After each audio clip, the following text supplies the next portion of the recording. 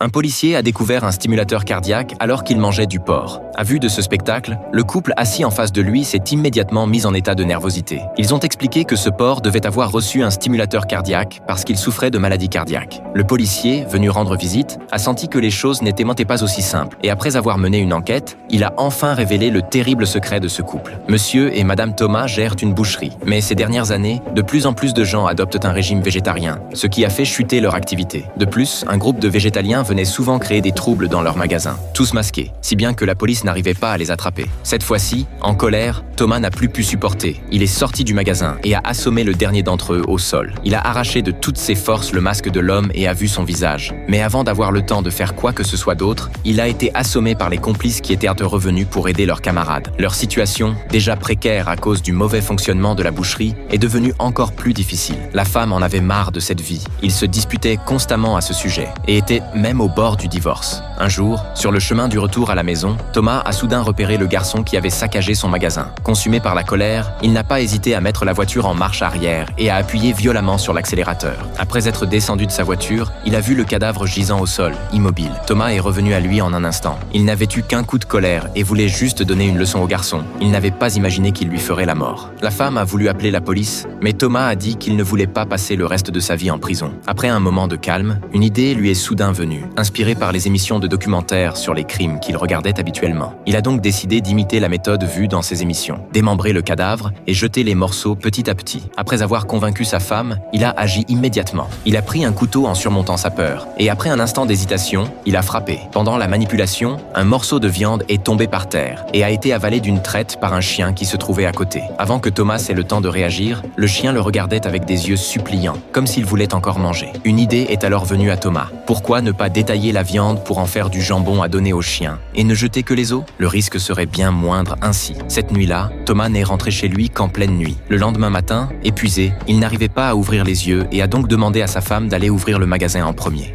Quand Thomas est enfin arrivé à la boucherie, il a découvert que le jambon préparé la veille avait disparu. Après avoir interrogé sa femme, il a appris qu'elle l'avait vendu en le prenant pour du porc ordinaire. Alors que Thomas restait figé sur place, sans savoir quoi dire, une cliente est entrée. Elle a dit que le jambon acheté ce matin chez eux était délicieux au point qu'elle voulait en acheter davantage. En entendant le commentaire de la cliente, la femme a aussi eu envie de goûter ce jambon. Thomas a complètement paniqué, mais il n'osait pas refuser devant la cliente et a donc allé chercher le couteau pour trancher de manière lente et hésitante. Craignant une forte réaction de sa femme par la suite, il n'a d'abord coupé qu'un tout petit morceau, mais elle n'a pas été satisfaite. Donc il a dû en couper quelques tranches plus grosses et se les est tendues, les mains tremblantes. Ignorant tout de la vérité, la femme a pris une tranche et l'a mise immédiatement dans sa bouche. Après avoir goûté, elle a été stupéfaite par la saveur et a demandé à Thomas de quelle marque était ce porc. Thomas a dû mentir en disant qu'il avait changé de fournisseur et que le porc utilisé pour faire le jambon était importé du Japon. Très vite, la cliente a acheté 10 autres tranches de jambon et est partie. Et ce n'est qu'alors que Thomas a révélé prudemment la vérité à sa femme. Mais alors qu'il s'apprêtait à jeter le reste de la viande, sa femme l'a empêché, disant qu'il serait dommage de jeter une viande aussi délicieuse et l'incitant constamment à goûter lui aussi. À ce moment-là, un autre client est entré. Il avait entendu parler du porc japonais et voulait en acheter aussi. Le couple s'est regardé